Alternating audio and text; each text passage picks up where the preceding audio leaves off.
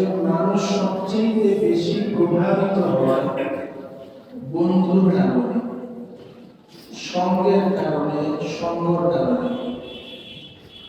একজন মানুষের উপরে দুনিয়াতে সবচেয়ে বেশি যে ব্যক্তি প্রভাব ফেলায় একজন বন্ধু আর বন্ধুর উপরে প্রভাব ফেলায়।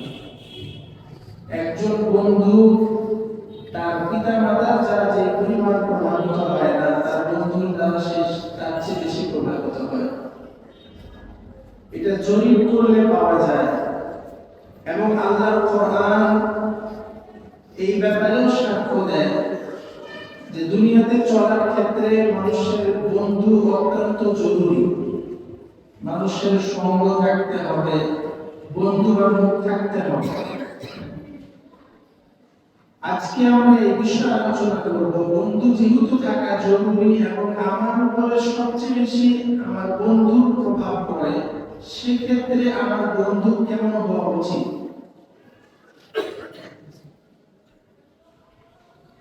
কোরআনুল কারীম থেকে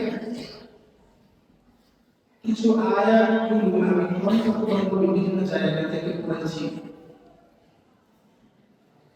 সূরাতুল মাইদা আয়াত নম্বর 55 আল্লাহ তাআলা বলেন, ইন্নামা ওয়ালিয়ুকুমুল্লাহু ওয়া রাসূলুহু ওয়াল্লাযীনা আমানুল্লাযীনা ইউকিমুনাস সালাহ। ইন্নামা ওয়ালিয়ুকুমুল্লাহু ওয়া রাসূলুহু والذين آمنوا يقيموا الصلاة ويؤتون الزكاة وهم راكعون.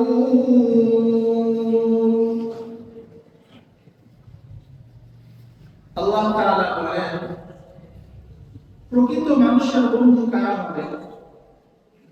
সূরা মাইদার 55 নম্বর আয়াতের যদি আমরা অর্থ দেখি, আল্লাহ বলেন, ইন্নামাল মুমিনুন ইন্নামা ওয়ালিয়ুকুমুল্লাহু ওয়া রাসূলুহু।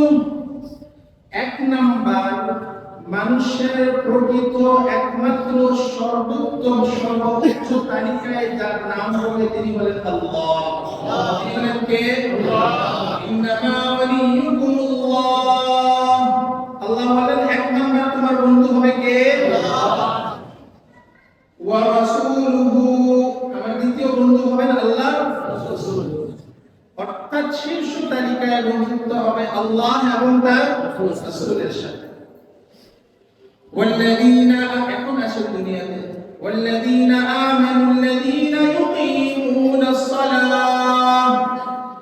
তিন নাম্বার বন্ধু ঈমানওয়ালা হবে, তার মধ্যে যে কোয়ালিটি আর গুণগুলো থাকতে হবে আল্লাহ বলেন, ওয়াল্লাযীনা আমানুল্লাযীনা ইউকিমুনাস সালাহ ওয়া ইউতুনাজ যাকাতা ওয়া হুম রাকিউন। ইউকিমুনাস সালাহ, সে নিজেও নামাজ পড়বে এবং নামাজ প্রতিষ্ঠা করার জন্য, নামাজ বাস্তবায়ন করার জন্য, নামাজ কায়েম করার জন্য সে সচেষ্ট থাকবে, তার চেষ্টা থাকবে। তার মধ্যে দ্বিতীয় গুণ থাকতে হবে, সে যাকাত দাতা হবে, যাকাত দিবে। তিন নাম্বার গুণ হবে সে বিনয়ী হবে।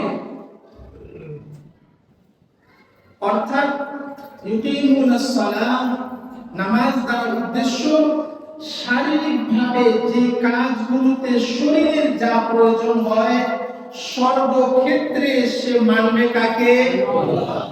সে ফলো করবে যে আমি এই কাজটি করতেছি, আমার শরীর যে ব্যবহার হচ্ছে সেখানে আল্লাহর হুকুম আছে কিনা, আল্লাহর রাসূলের তরিকা আছে কিনা।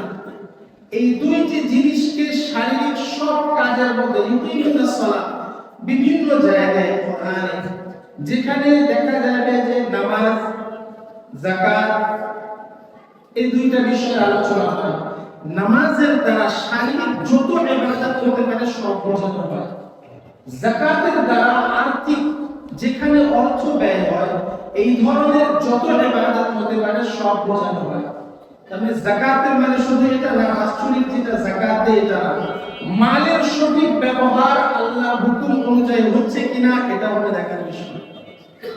والذين آمنوا الذين يقيمون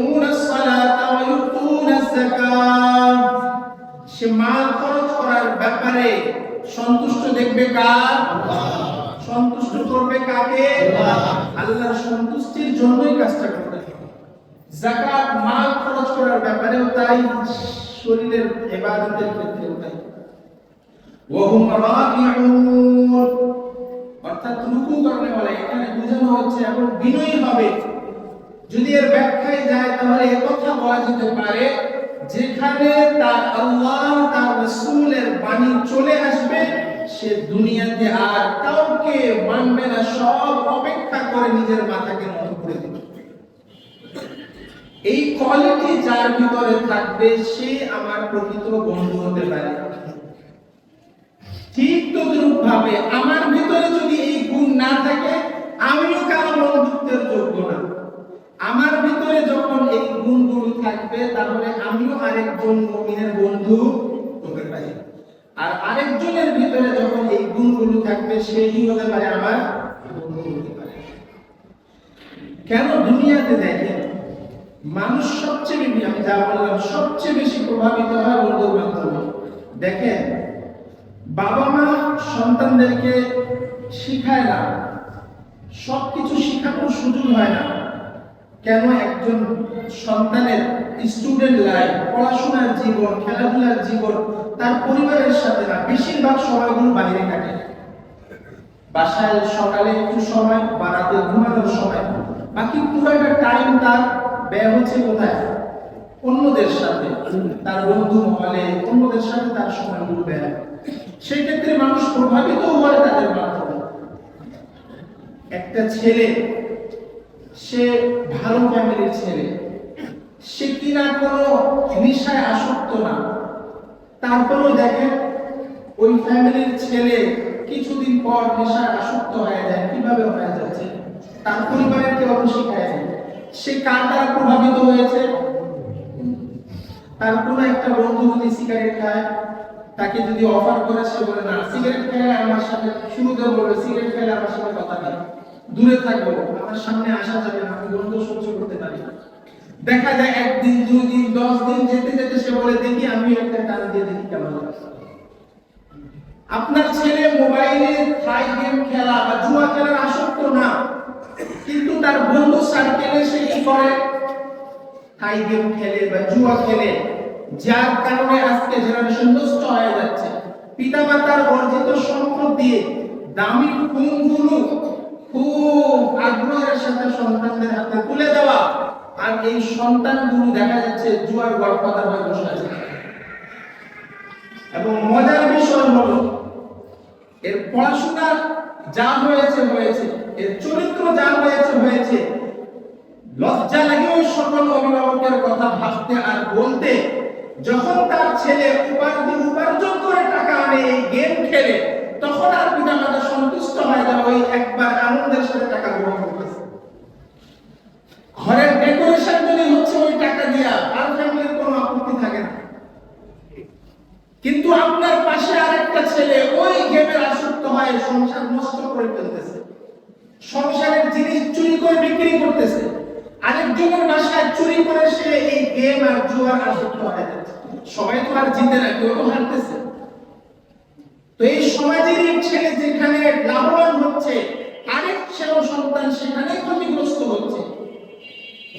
আমার পরিবারের অংশ না হতে পারলেও সেই সন্তান আমার সমাজের অংশ, আমার প্রতিবেশী সে। আর মনে রাখতে হবে, আমি শুধু ভালো থাকলে হবে না, আমার প্রতিবেশীও ভালো থাকতে হবে, আমার সমাজ ভালো করতে হবে। আমি যদি মনে করি আমার ফ্যামিলির ভিতরে সবাই আল্লাহওয়ালা হয়ে যাবে, পাশে যে যা করতেছে করুক, মনে রাখবেন আল্লাহ আপনার ফ্যামিলির আপনি হেফাজত করতে পারবেন। আপনি শুধু এই ধারণায় থাকবেন যে আমার সন্তানরা সব ভালো, খবর নিয়ে দেখেন ওই সকল ক্রাইম আপনার সন্তানের ভিতরে ঢুকে গিয়েছে যা একজন ক্রাক ছেলেদের ভিতরে ছিল। আমি কিন্তু জানি না কেন, আমার সুধারণা না, আমার ছেলে এটা করতে পারে না, আমার সন্তান এটা করতে পারে না, এই সুধারণার মধ্যে আমি আছি। আমার মেয়ে এটা করতে পারে না, আপনার একজনের মেয়ে আরেক ছেলের সাথে প্রেম করে, বান্ধবী হিসাবে মেয়েটা সেখানে সঙ্গ দিয়ে যায়, সে প্রেম করে না কিন্তু যাচ্ছে। এটা হচ্ছে বাস্তবতা। খোঁজ নিয়ে দেখেন আপনার মেয়ে ভালো কিন্তু আরেকটা মেয়ের সাথে সঙ্গ, যে মেয়েটা ভালো না, দেখা যায় তার সাথে সঙ্গ থাকতে থাকতে কিছুদিন পরে তার মধ্যে যে ভাইরাস ছিল, এই ভাইরাস আপনার মেয়ের মধ্যে চলে এসেছে। যেটা আমরা শুধু আমার মধ্যে শুধু আছে যে আমি কিন্তু সব ঠিকঠাক না, কেন আমার বন্ধু, আমার সন্তানের বন্ধু নির্বাচনের ক্ষেত্রে আমি তাকে গাইড করিনি। আমি মনে করছি হ্যাঁ ওই ছেলের সাথে ঘুরবো, একসাথে পড়ি, ঘুরতেই পারি না।